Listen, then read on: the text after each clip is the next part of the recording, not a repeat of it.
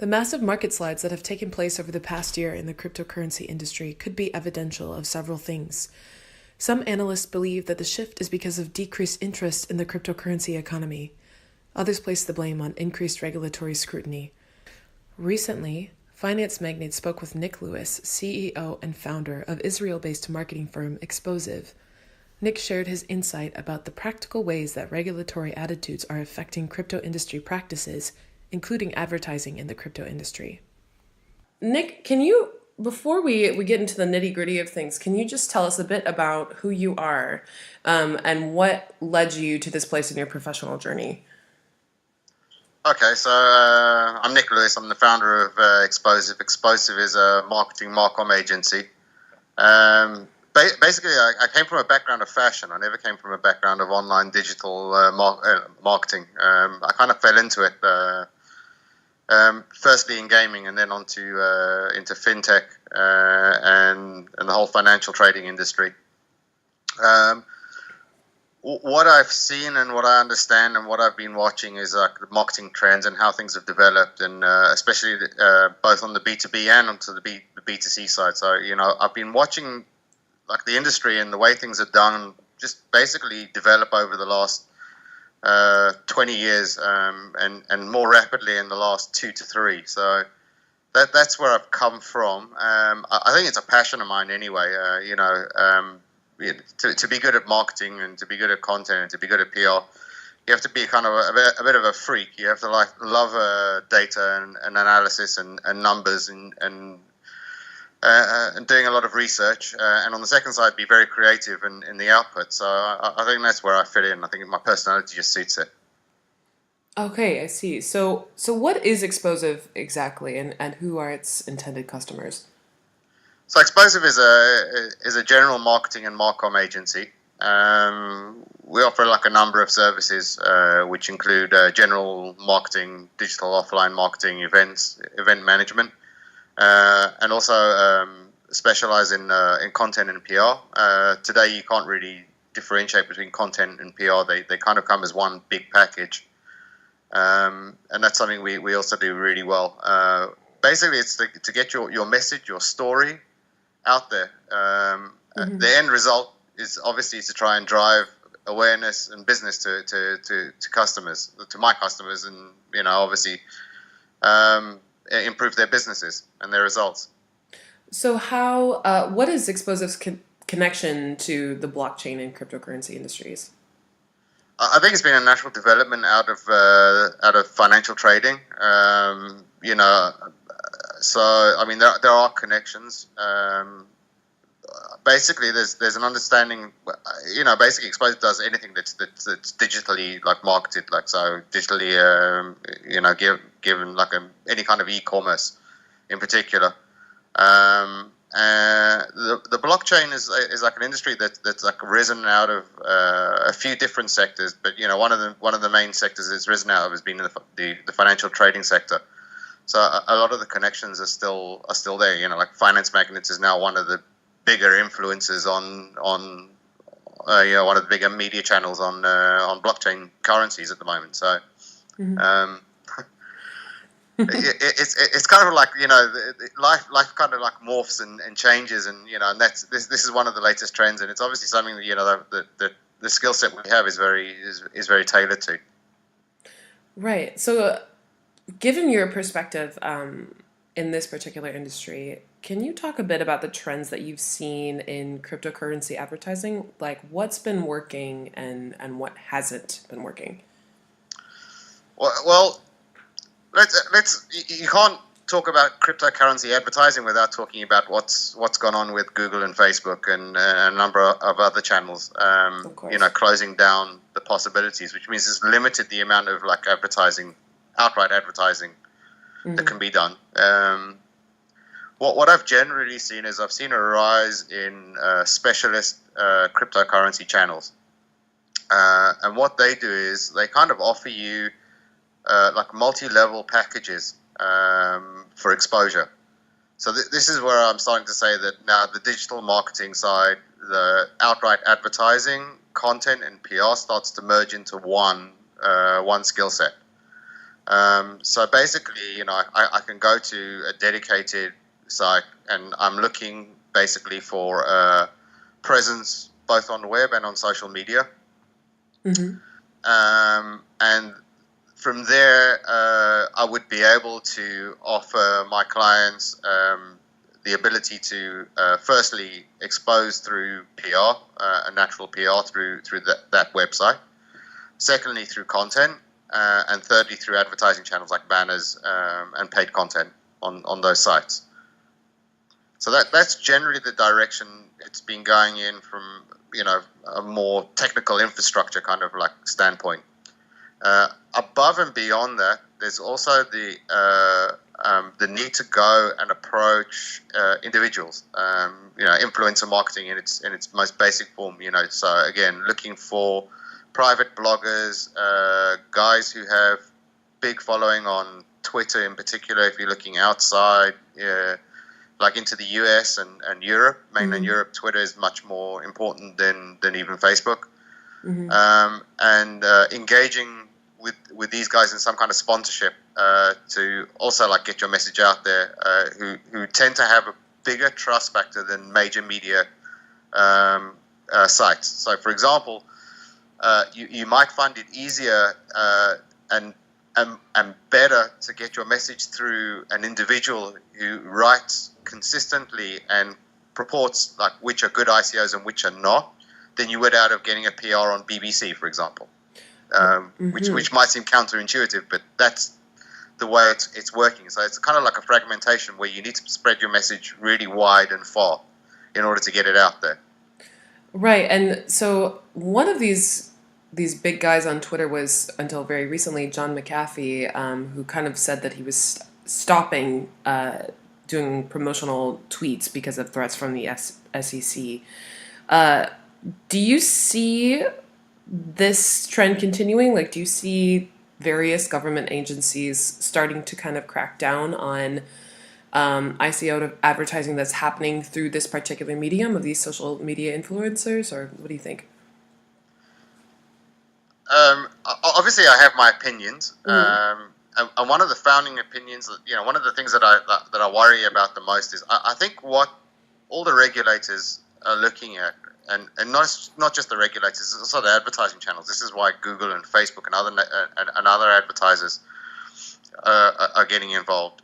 Is a big fear of the scammers, of the not good guys, and I think that's driving.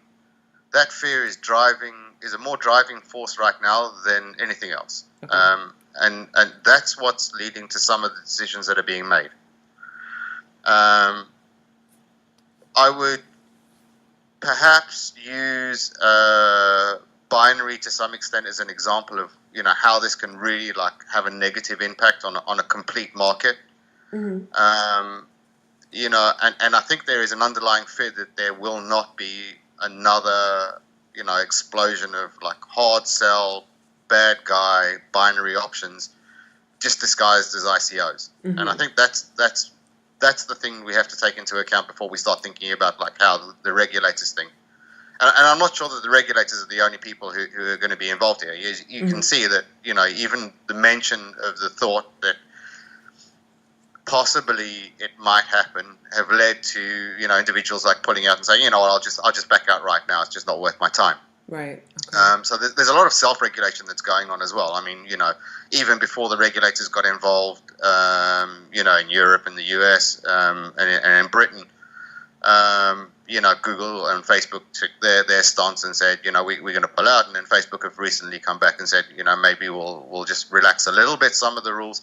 I think that the whole trend is to try and find a clean way through so that good ICOs can still make it in the market. I mean, when you still this week, released a statement saying that they wish to be one of the major world players in blockchain technology in the world. As a state. You have companies like Uber, wanting to launch their own coin. We have the founders of Half-Life wanting to launch.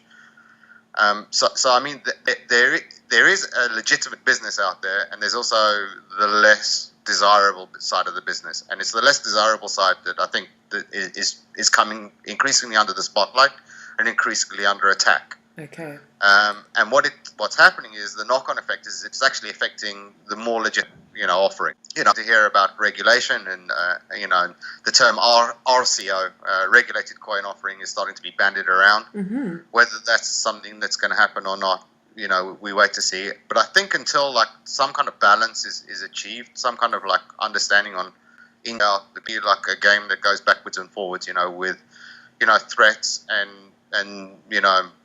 people blocking, and I think it's going to be very difficult to actually like have a clear picture. Obviously, the biggest problem is that cryptocurrency is without borders. So I mean, a single state would find it very difficult to have a blanket regulation. There has to be some kind of like understanding that's also interstate rather than just intrastate. Yeah. So given the climate of as you mentioned, like ICOs starting to brand themselves as RCOs, and these different forces like playing against each other and with each other, what is the biggest mistake that you're seeing these ICO firms making? I think the first one is that people think that an ICO is a license to print money. Mm-hmm. So I mean, I think that's the biggest, the first big mistake that people make. You need to have a good offering. You need to have a clear offering. You need to have an offering that has value, and you need to have an offering that has some legitimacy, some backing, something that goes behind it. Mm-hmm. I mean, it's quite simple. If I wanted to launch a Nicc coin tomorrow based on the fact that I'm just a good guy, wouldn't go very far compared to like Uber saying, I'm going to make it as the base currency for the Uber network throughout the world. Suddenly, there's a par, and as an investor, I'd rather invest in Uber than Nicc. But so that's the first mistake, and that's the mistake that leads to more than half ICOs failing. Mm-hmm. Obviously, each failure then pushes more pressure on the regulators to do something about the failures. Yeah. The second one is understanding like what kind of budget is required for an ICO. I mean, so most people see ICO is either a quick way of making money or a minor investment that's much simpler than an IPO. Mm-hmm. With the case of a corporation trying to raise funds, and that's just not the case. I mean, you have to have something that stands behind you again, like that. That as soon as you've launched the coin can have a value that has demand. Mm-hmm. Which leads to the third mistake, which is post ICO, which is I've had a successful, I've managed to get my message out there. I have a legitimate offering. I have something that has legs. I have something that has a value. I have something that has demand. That I haven't invested again in keeping that demand going.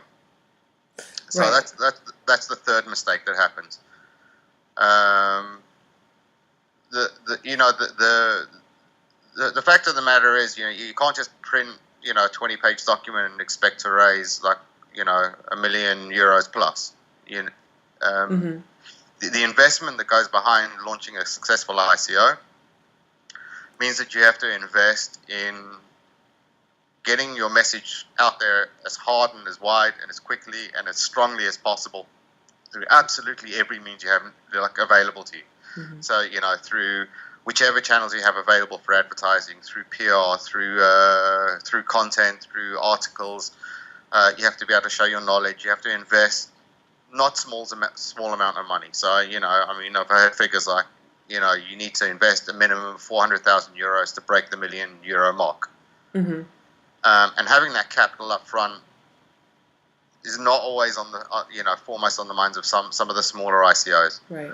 And then having a realistic expectation, on the outside, you're not, you might be able to double your money on much larger offerings, but on smaller offerings, you're probably looking at a much slimmer margin. Okay. And that's something that a lot of people just don't take into account. I see. So in order to effectively kind of like get your ICO out on all these channels, as you were saying, what do firms have to spend? Like, what's the realistic cost of an ICO marketing campaign, an effective ICO marketing campaign? The numbers around, in total of around like 400 to 500,000 euros is not unreasonable. Okay. You're looking at like breaking that down, into other than the fact, getting the right people to write your documents and getting the right offering message out there. You have, some kind of roadshow as well that you're going to have to invest in. Plus the advertising, plus the PR, plus the content, everything costs. And then on top of that, obviously, you want the best people to run your campaigns for you. And that also comes at a cost. So I think that's it's a good benchmark. It's not to say that you can't do it for less, and you can certainly do it for more.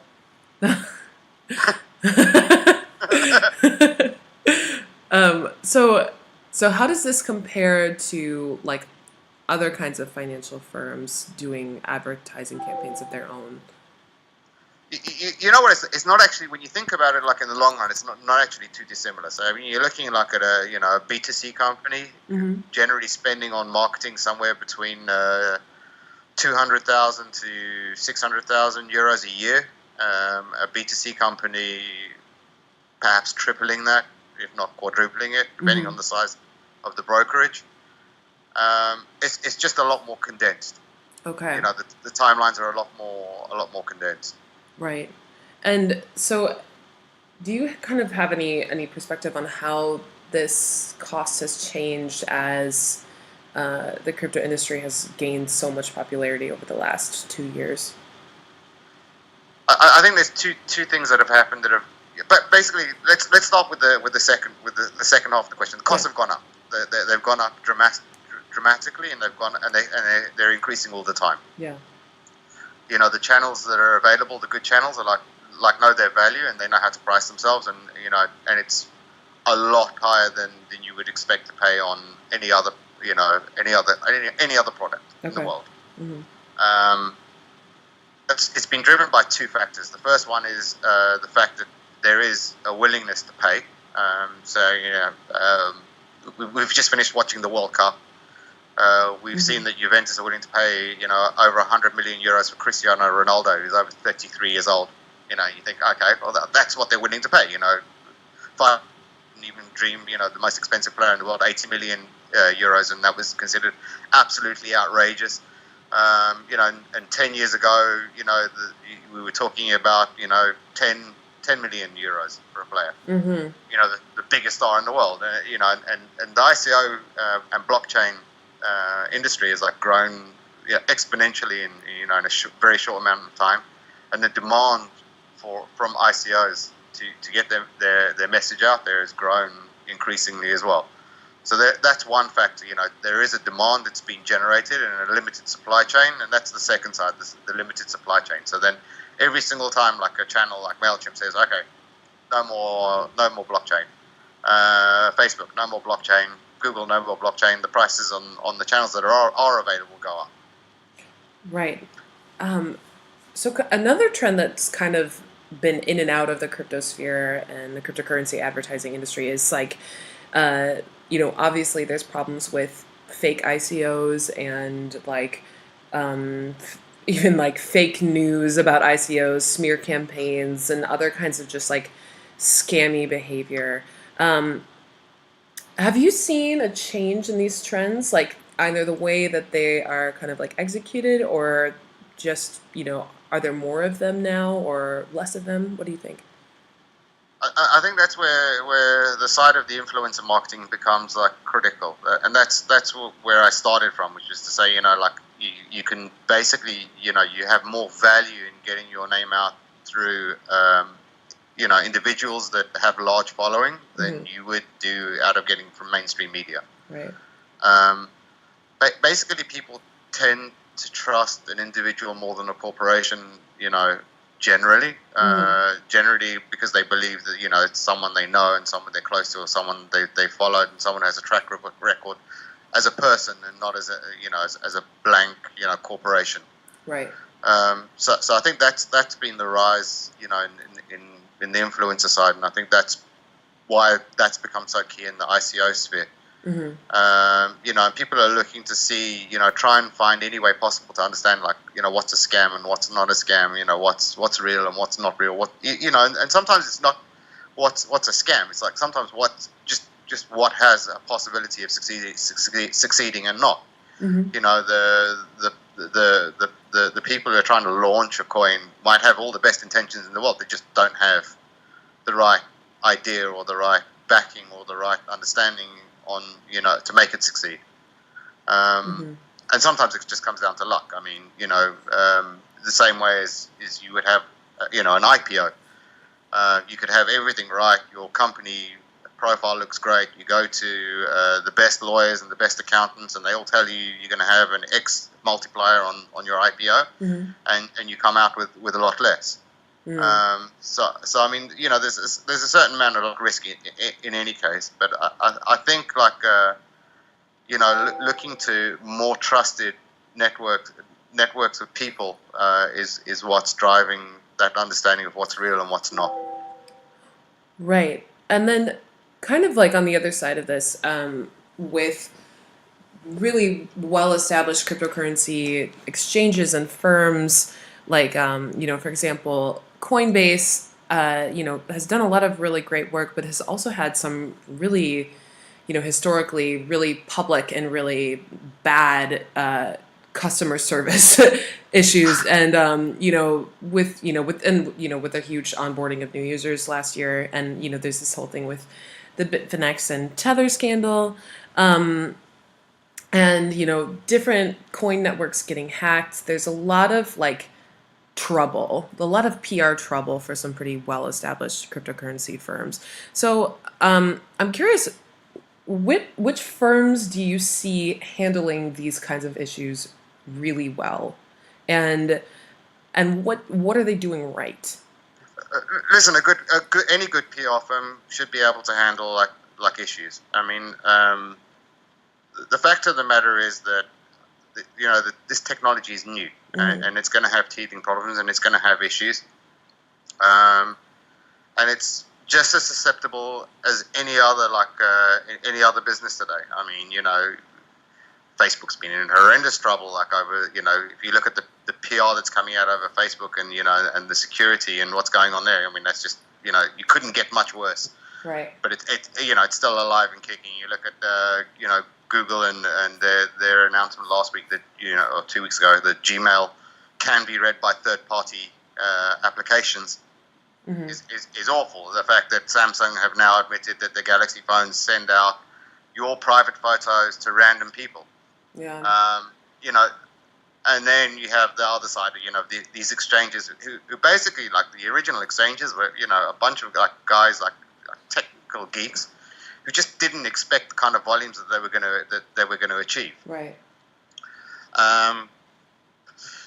Generally, from a PR perspective, and using a good PR agency, a good PR agency would, I would say, my philosophy would be to get out in front of it, and be as honest and as open as possible, and that generally seems to get public sympathy back. Uh-huh. The more you try and bury, change, excuse, the worse the problem seems to get. Uh-huh. A lot of the issues are to be handled also on a much more personal level. So, if you're looking at social media channels, the first round of complaints will come through, in a public way, will come through a social media channel. So you might see people like talking about you on Twitter or on Facebook or on LinkedIn. So, a good PR agency also is doing that brand reputation management, and checking and seeing, and, being very quick and honest and very open and public in the way that they respond. Mm-hmm. If an exchange crashes because there was just too much load on the system, to get out there and say, listen, we've just had so much demand, it can actually, in some cases, it's turned into a much more positive news. Look how popular, blockchain technology has become. look how much people really want to get into it, and maybe next time I shouldn't wait, and I should be first in line. Right. Okay. So I mean, there's always a positive side, like even to the worst news.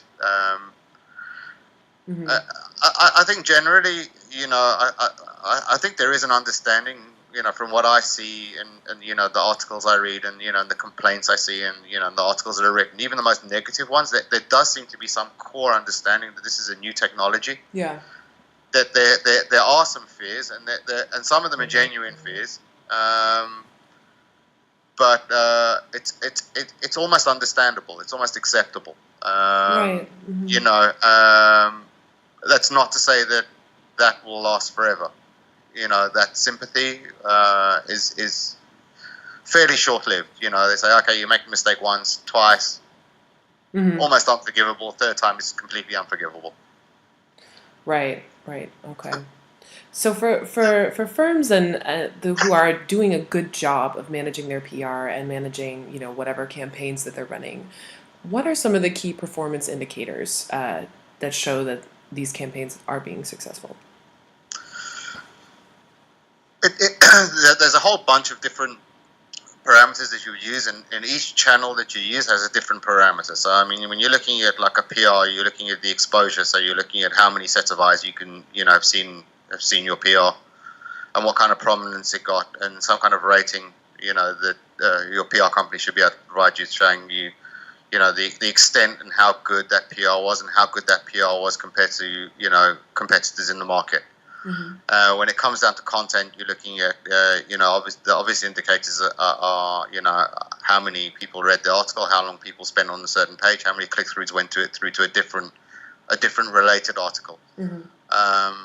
When it comes to advertising is much more simple. You expect to see an ROI at the end of the chain. So you're looking at if it's a banner, a click, if it's something that's contextual, also like the click, the flow, and how it all fits together into a flow. And then there should be certain goals set along the way. So you want people to see an article on a certain channel and then visit a certain page or your website or some kind of like asset that you have, and then there should be a call to action there that you would then know. Did I get a contact? Did I get an interest? Did I get some kind of call to action at the end? And that's the measure through. Eventually, the biggest indicator that people are looking for is going to be, I put in X amount, and how much am I going to get out the other side? Right. Pretty simple. Fortunately, the way that modern marketing works is that it does actually it actually works that simply. Like if I was to explain to a client, you're right. That's exactly your biggest key indicator is I invested X to get out Y. If I invest that money in content, a good content plan, and it has good visibility, I should be able to decrease the costs, the effective CPA on my advertising through brand awareness. So that's another play that you can actually show, like with, without, and the effective cost that it costs you to bring in someone through advertising. Does that make sense? Yeah. It's a little simpler than I expected it to be.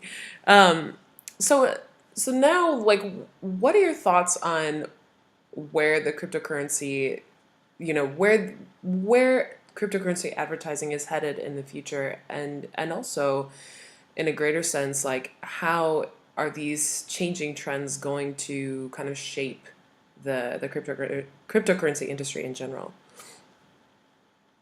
I think in general, one of the biggest things that actually I've seen is that cryptocurrency is leading almost like self-regulation. And I don't mean self-regulation by the ICOs themselves. I'm actually talking about in a wider general sense. Even before any regulator touched any regulation to do with blockchain currencies, advertising networks and channels decided to make their own policies. Mm-hmm. Which I think is a really, really good trend. It's something that's really positive. Actually, there's been more and more examples since. For example, this week, Twitter blocked thousands of bot profiles. Yeah. Mm-hmm. And actually, the marketing executives globally welcomed it. And you would expect it to be the opposite, because you say, oh, hang on, but wait, wasn't it the marketing guys who actually put it there in the first place? But it's about trying to find a way of doing legitimate business, because legitimate business, there is a business. And the more people that dirty the waters, the worse it comes for everybody concerned. So right. I think there's going to be a trend towards not just anyone launching an ICO, but actually some thought going behind it and where it's going to go, and having a more viable coin offering than just any coin offering. Mm-hmm. And I think that's going to lead to a lot stronger sympathy and a lot stronger understanding from regulators and channels alike on how to handle cryptocurrency in the future. Mm-hmm. I think the role of influencers is going to become more and more key. I see less influencers pulling out and saying, "Look, I'm just not going to back anything," and more going along the lines of, "I'm going to do my due diligence better to understand whether this is really a good coin offering or not." Right. And because these guys are actually this has become their living, to actually tell people this is good and this is not. It's become their livelihood. Yeah. And in order to protect their livelihood, they're actually going to have to do their livelihood, which is to say, this is a good offering and this is not a good offering, right. Or this has a fair option and this has maybe not such a great option. And I think that's big, more of the trend. And I think more people are going to actually run to the smaller channels and the more specialized channels to get a better understanding. Mm-hmm. But those channels are going to have to work harder in themselves, to actually keep their respectability and their influence at a peak. They're going to have to do their diligence on their side. They're going to have to help people understand and make decisions. Right, so it's in their best interest as well to only back products that they find worthwhile. Yeah. So, Nick, before we close this interview, is there anything on the roadmap for you or for Expozive that you'd like to share? I think generally, we've spoken about how ICOs and blockchain technologies are changing and their ways of marketing and how they're looking at marketing. I think in general, this is not something that's new to me, but I think it's something that's very new to other people in different industries. So, if you take the general financial trading sector outside blockchain, and if you take other industries, e-commerce industries as well, this is really showing the way of what the future of online marketing is going to be like. Mm-hmm.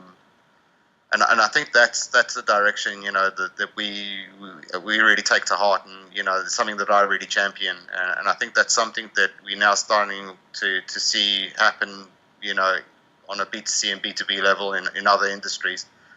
Mm-hmm. And the importance of content and having good influences and having good reputation and reputation management out there as part of your marketing mix, and that also helps your marketing direct spend on advertising and events, to get you better conversion, better ROI.